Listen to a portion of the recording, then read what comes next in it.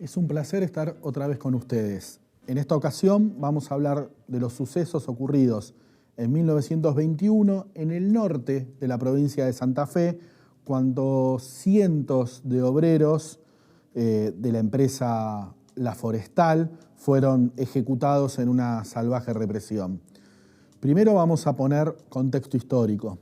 La revolución bolchevique de 1917 en Rusia había alterado los nervios de la burguesía mundial, que empezaron a ver fantasmas comunistas en cada huelga obrera.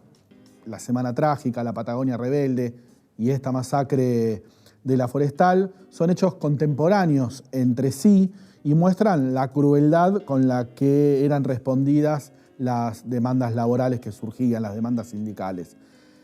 La Primera Guerra Mundial había bajado drásticamente los precios de las exportaciones y entre ellas estaba la del cuero, que era producto principal de la industria del tanino, monopolizado en el país por la empresa La Forestal, que tenía su sede en la ciudad de Villa Guillermina, en el norte de la provincia de Santa Fe.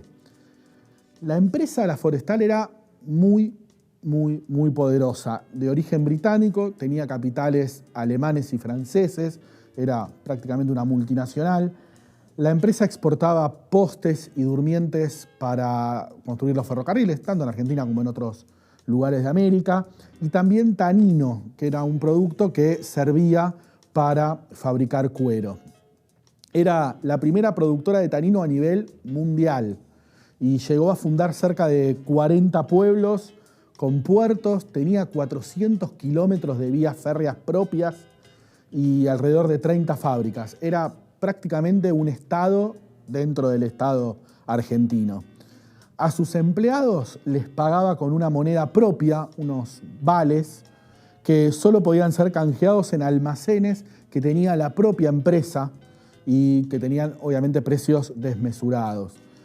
Los trabajadores de la empresa vieron empeorar sus condiciones de trabajo, que ya eran horribles, y esto hizo que buscaran organizarse, sindicalizarse.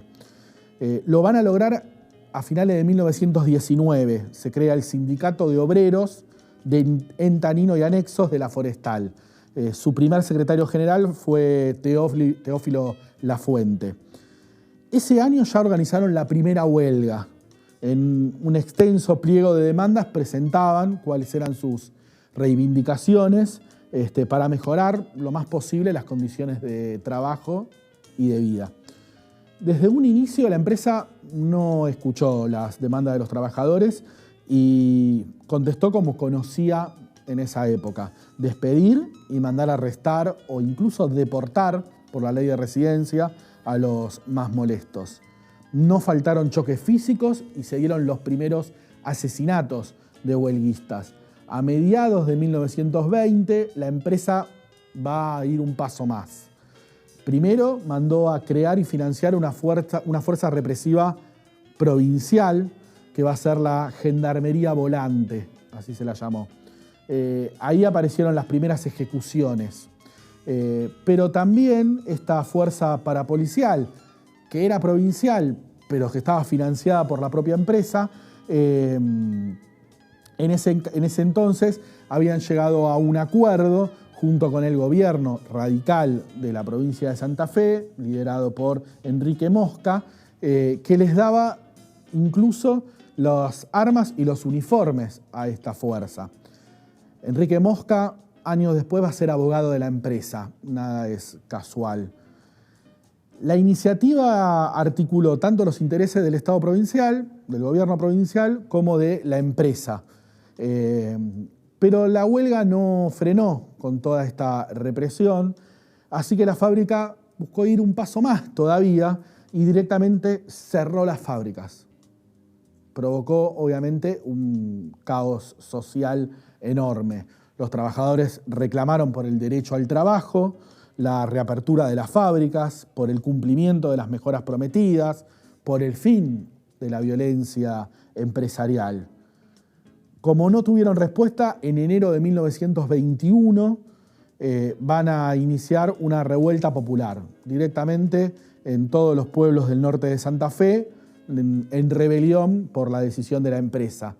Y ahí la reacción fue más brutal de parte de la empresa todavía. La Gendarmería Volante, reforzada ya en ese momento por muchachos de la Liga Patriótica, creada en la Semana Trágica y que funcionaba como una fuerza parapolicial nacional en favor de los patrones, salieron a perseguir trabajadores por los pueblos. Durante prácticamente 3 meses se persiguió pueblo por pueblo a todos los líderes sindicales, a todos los líderes huelguistas, y fueron casi 600 los obreros que murieron en estas circunstancias. Muchos pueblos directamente fueron incendiados por completo, desaparecieron. Esto fue en 1921. Un año y pico después, recién en noviembre de 1922, la Forestal va a reabrir sus puertas y va a volver a trabajar. Para ese entonces no quedaba absolutamente nada de organización sindical, ni el sindicato del tanino, ni huelgas, ni nada. La empresa había logrado hacer desaparecer la organización sindical de los trabajadores. Esta empresa siguió siendo muy poderosa durante muchos años y finalmente en la década del 60 se va a ir del país, cerró las ciudades que había fundado y cuando se fue habían talado el 90% de los bosques de quebracho que existían en todo el norte de Santa Fe y el sur de la provincia del Chaco.